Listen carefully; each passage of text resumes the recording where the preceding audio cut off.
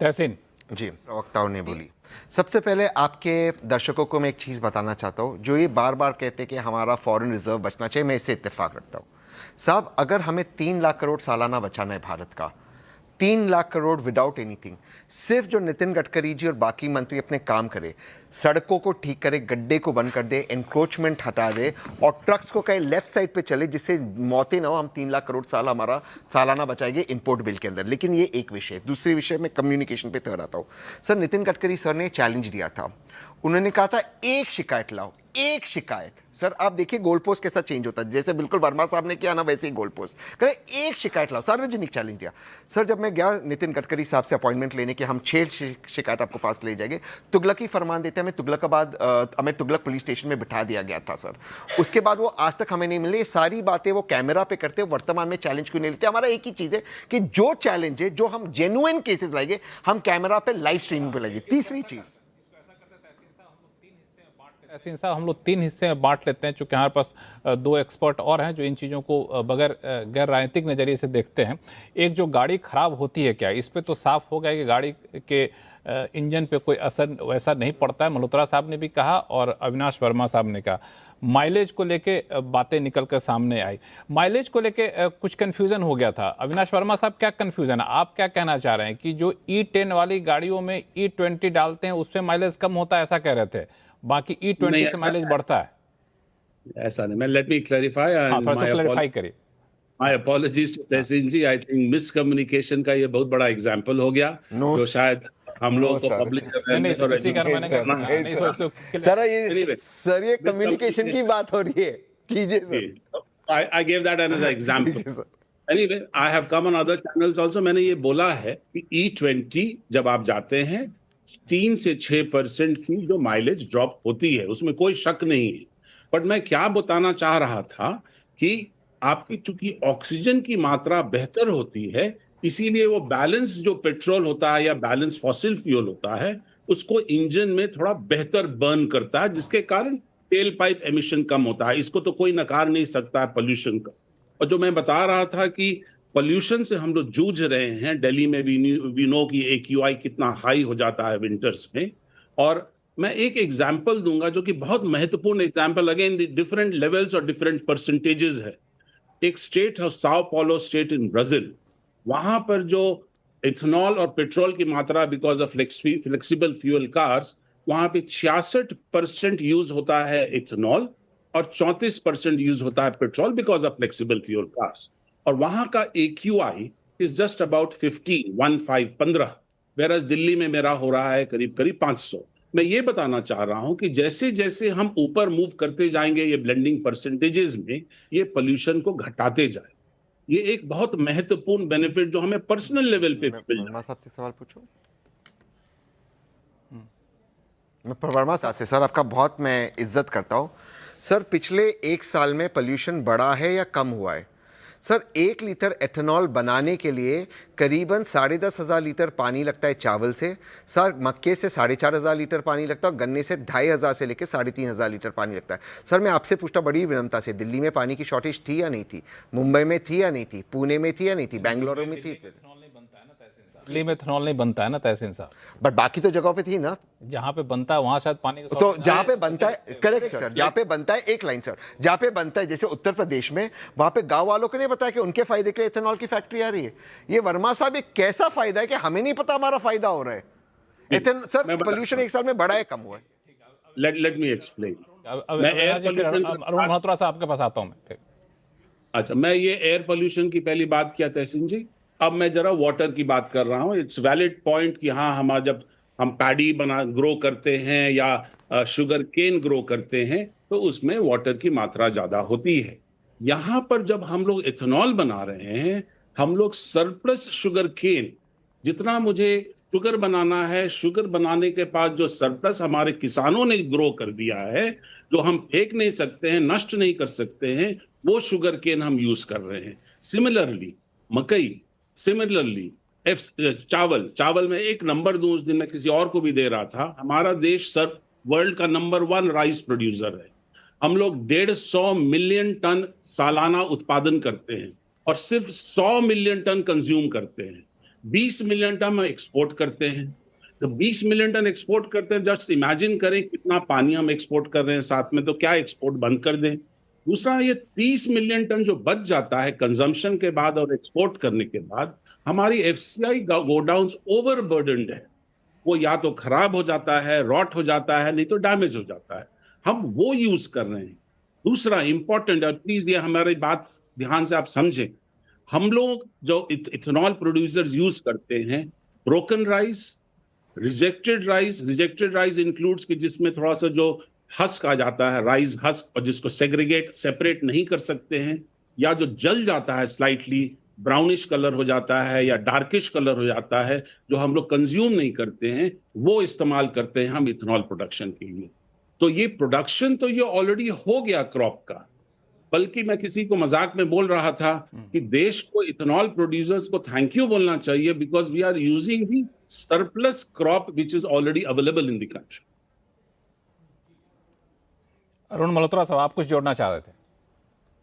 जी, मैं agriculture expert तो नहीं हूं, तो इसलिए बारे में जैसा उन्होंने बताया, पर मेरा मानना है कि शायद इसको इकोनॉमी में हेल्प करता है, डेफिनेटली बात है। पर मैं व्हीकल्स पे आऊंगा। जहां तक एमिशंस की बात है, हम कहते हैं ना कि एमिशंस कम होता है, वो थोड़ा बहुत कम होता है, पर इतना ड्रामेटिक नहीं हो सकता, क्योंकि ईवी इससे ऊपर है, हाइब्रिड इससे ऊपर है। 2-4% का फायदा है एमिशंस का, इंजन परफॉर्मेंस का, ये फायदा है। बट मैं नंबर 1 पॉइंट ये नहीं मानता कि इथेनॉल यूज करेंगे तो हमारा एमिशन कम हो जाएगा या हमारा पोल्यूशन कम हो जाएगा, ये मानना नहीं है। जहां तक मेरी लगता है, मुझे जो जरूरत इस समय है कि सारे स्टेक होल्डर्स हैं, कंपनीज हैं, डीलर्स हैं, कस्टमर्स हैं, मैन्युफैक्चरर्स हैं, इंडस्ट्री एसोसिएशन में, ये समय है तालमेल का। नहीं तो 1.5 साल पहले जो मैं एक डिबेट में था इसी चैनल पे कि ईवीज में आग लगती है, ईवीज रेलेवेंट नहीं है, आज ईवी की सेल डबल हो गई, ईवी क्लीन दे रहा है, क्यों दे रहा है। तो मेरे ख्याल से हमें ना वो बहाव होता है ना शक, और शक का और कहते हैं वहम का कोई इलाज नहीं है। तो मेरे ख्याल से इंजन परफॉर्मेंस ठीक है, फ्यूल एफिशिएंसी गिरती है, उसको हम नकार नहीं सकते। और जो हद तक डिजाइन हैं व्हीकल्स के 2023 से, तो वैसे भी हम डिजाइन वैसे ही वैलिड हैं 20 के, पिछले डिजाइन में भी ऐसा नहीं है। अगर कहीं प्रॉब्लम छोटी मोटी आती है तो रबर, गैस्केट, दो पार्ट्स हैं वो होते हैं, और वैसे भी उन पार्ट्स की आवश्यकता पड़ती है पुरानी गाड़ियों में। तो इसको हमें थोड़ा सा बैलेंस व्यू लेना चाहिए। पर जहां तक ये है, अलाइनमेंट इस समय जरूरी है। पर जो जिस तरह का ये एक्साइटमेंट क्रिएट किया गया, हवा क्रिएट की गई है, ऐसा कुछ नहीं। There is something which was aware, but it was not related to customers.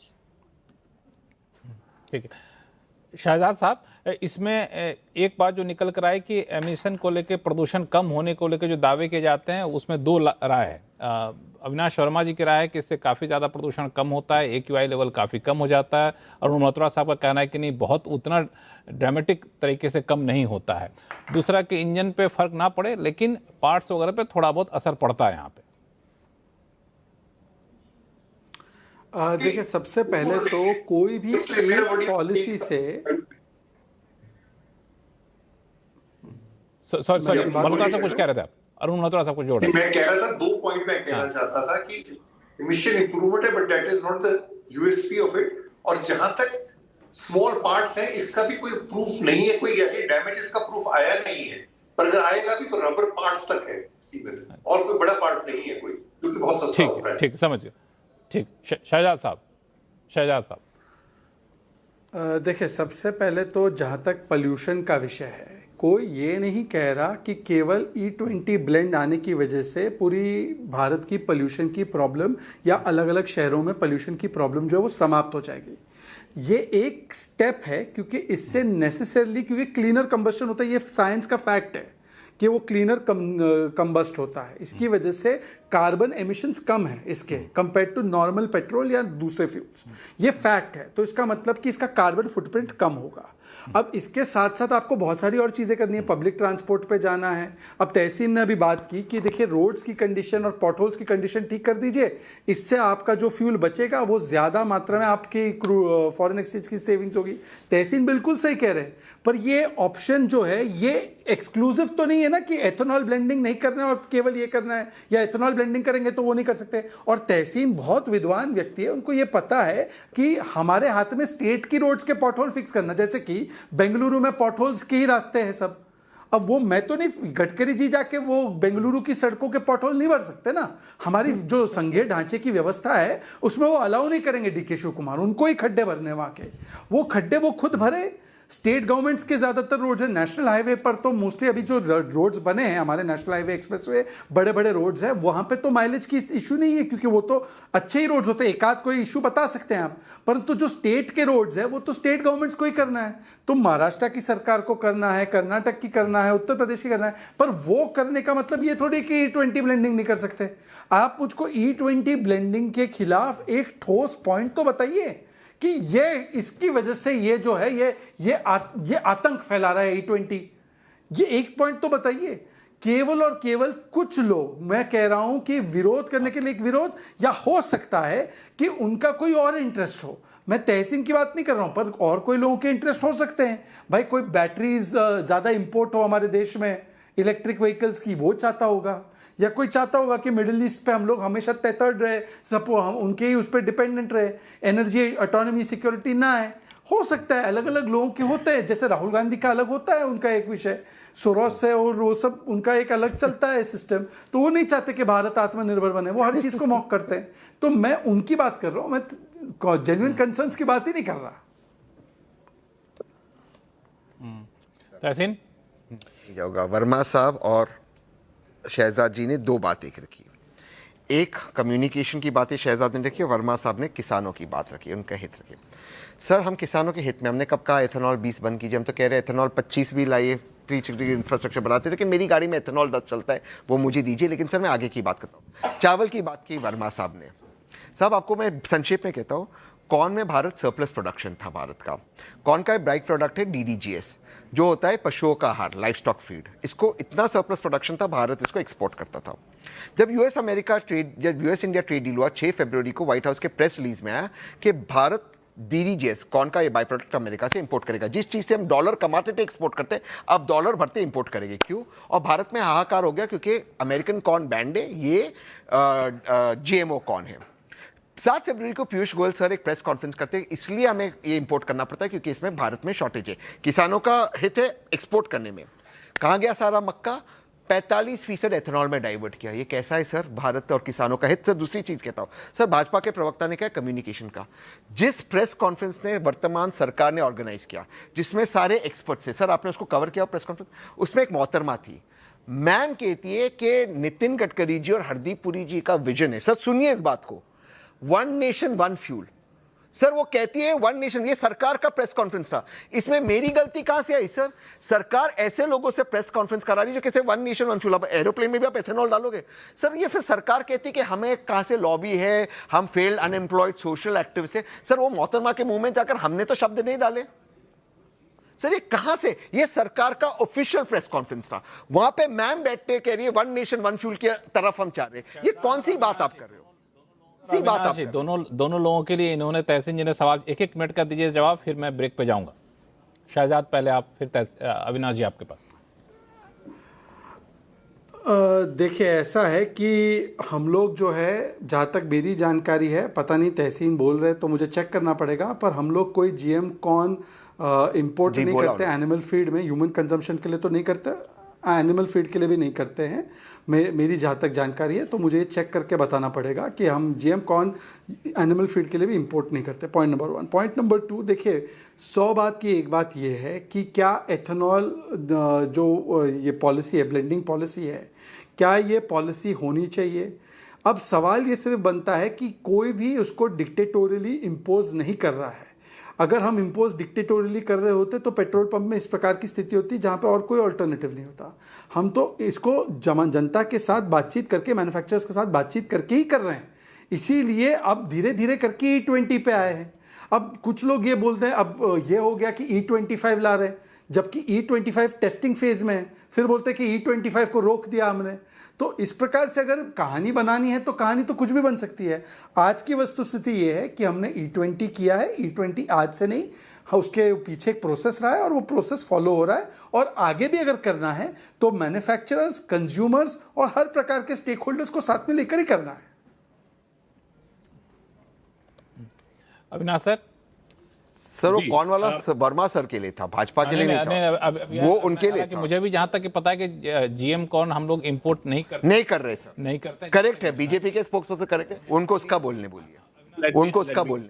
Avinash तहसीन जी ने जो बोला राइट है। वो जो FTA साइन हुआ है यूएस के साथ, उसमें इट इज प्रपोज्ड कि हम अलाउ करेंगे DDGS import from US, but जो वहां जो बनता है वो मकई से बनता है। इंडिया में मकई और चावल दोनों से बनता है। जो आज का जो प्राइस है इंडिया में DDGS का, या जो मैक्सिमम प्राइस भी इंडिया में आज तक गया है DDGS का, वो कभी भी आज के दिन में सूटेबल नहीं होगा, वायबल नहीं होगा for importers to import from US. That is another point. Now to clarify, एक मैं क्लैरिफाई करना चाह रहा हूं, जो प्रदूषण की बात है बहुत इंपॉर्टेंट है, बिकॉज प्रदूषण बहुत बड़ी इंपॉर्टेंट एस्पेक्ट है ऑफ इथेनॉल का ना। हम लोग जब पूरा हमको प्रदूषण अगर देखना है तो वेल टू व्हील देखें हम। जब हम शुगर केन ग्रो करते हैं या मकई ग्रो करते हैं तो थ्रू फोटोसिंथेसिस हम कार्बन डाइऑक्साइड खींचते हैं। That is number 1। दूसरा है कि जब हम उसमें यूज करते हैं तो जैसा मैंने बताया ऑक्सीजन के कारण एमिशंस कम होता है। आप अगर इसको ईवी से कंपेयर करें, इलेक्ट्रिक व्हीकल में आप प्रदूषण करते हैं। इंडिया में 65% of the electricity is generated from coal. अगर हम कहीं पे दिल्ली में अगर ईवी चला रहे हैं तो यहां प्रदूषण नहीं होगा, बट जहां पे ये बिजली जनरेट करते हैं वहां प्रदूषण होगा। दूसरी बात, तहसीन जी ने जैसे इंपोर्ट पे काफी इंपॉर्टेंट इन्होंने बात किया, इंपोर्ट्स कम होगा मेरा। अगर हम मूव करते हैं towards electric vehicle, I am told 55 to 65% of the components of an electric vehicle import होता है। तो क्या हम इंपोर्ट डिपेंडेंट हो जाएं? क्या हम अपने देश में अपने किसानों को मदद करें और एक डोमेस्टिक इंडस्ट्री को खड़ा करें और हमें जनरेट करें एम्प्लॉयमेंट और रूरल डेवलपमेंट करें? इसलिए E20 के बहुत सारे फायदे हैं, इसलिए इंपॉर्टेंट। और ये मिस इन्फॉर्म्ड और अनइन्फॉर्म्ड कम्युनिकेशन जो चल रहा है मार्केट में, उसके कारण इतना इंपॉर्टेंट E20 प्रोग्राम को डिस्टर्ब कर दें, दैट इज नॉट फेयर। नहीं, बिल्कुल, आपको मैं इसीलिए आमंत्रित भी किया ताकि इसके संतुलित पहलू को रखा जाए। अरुण मथुरा साहब कुछ ऐड करना चाहते हैं संक्षिप्त में, फिर ब्रेक पे जाना। मेरा ये मानना है हमें एक फ्यूल को दूसरे फ्यूल से कम्पीट नहीं कराना है। जहां तक फ्यूल पॉलिसी है कंट्री की, वन फ्यूल वन कंट्री नहीं है। It is a rainbow coalition, although there is no rainbow coalition in the country at the moment. आप देखिए, अगर पैसेंजर व्हीकल में देखें 28% CNG है, 8% इलेक्ट्रिक व्हीकल का है, और साथ में हाइब्रिड 4% है, पेट्रोल कोई 45 है और डीजल 20 है। तो depending on the vehicle, depending on the profile of the vehicle, it happens. जहां तक कैफे नॉर्म्स की बात आती है, जो सबसे बड़ा एक स्टेप नेक्स्ट गवर्नमेंट का है, स्पेशली फॉर पैसेंजर व्हीकल्स और टू व्हीलर्स में जाएगा, एक इमिशन स्टैंडर्ड्स हैं उसमें है। तो पैकिंग ऑर्डर में हर किसी का एक योगदान है। We don't have to play one fuel against the other. दूसरी बात जो मैं कहना चाहूंगा कि इस समय कस्टमर डिसाइड करता है कि कौन सी गाड़ी चाहिए, पेट्रोल चाहिए, डीजल चाहिए, CNG चाहिए, EV चाहिए, हाइब्रिड चाहिए। थ्री व्हीलर की बात करें, वहां पेट्रोल है ही नहीं आज की तारीख। आपको हैरानी होगी सुन के कि 100 में से इस समय जो प्रोड्यूस हो रहे हैं 5 गाड़ी पेट्रोल की हैं। तो फ्यूल का मिक्स भी चेंज हो रहा है और मिक्स व्हीकल के अकॉर्डिंगली चेंज होगा। तो एक स्ट्रेटेजी है सरकार की, एक बड़ी सोची हुई स्ट्रेटेजी है। और एमिशंस में ऑटो इंडस्ट्री का सिर्फ एक कहना चाहूंगा, ये नहीं कि मैं ऑटो इंडस्ट्री को डिफेंड कर रहा हूँ। Auto is only industry only contributes 20% of emission. There are enough things to follow on. Auto industry को भी करना है। तो ये अपने आप में अलग अलग फ्यूल पॉलिसी अलग अलग जगह पे करेंगे। We have to take a more balanced approach. It is not ethanol versus CNG और काफी CNG संतुलित नजरिए यहाँ पे रखना होगा। आपको बीच में रोक रहा हूँ चूंकि हमें ब्रेक पे जाना होगा। ब्रेक पे लौटते हैं। ब्रेक के बाद एक बड़ा इंपॉर्टेंट पॉइंट है जिस पे लेके एक नया विवाद छिड़ गया, वो है कि कच्चे तेल के दाम कम होंगे तो एथनॉल ब्लेंडेड पेट्रोल जो होते हैं उनके दाम कम होंगे, ज़रूरी नहीं है। ये दरअसल सरकार के FAQs के नंबर 8 से ये बातें निकाली जा रही है। इस बातों का इंटरप्रिटेशन क्या सही है, इस पर चर्चा करेंगे। शाहजाद साहब आपके पास भी आऊँगा, बाकी मेहमान के पास भी आऊँगा। छोटे से ब्रेक के बाद कहीं जाइएगा नहीं।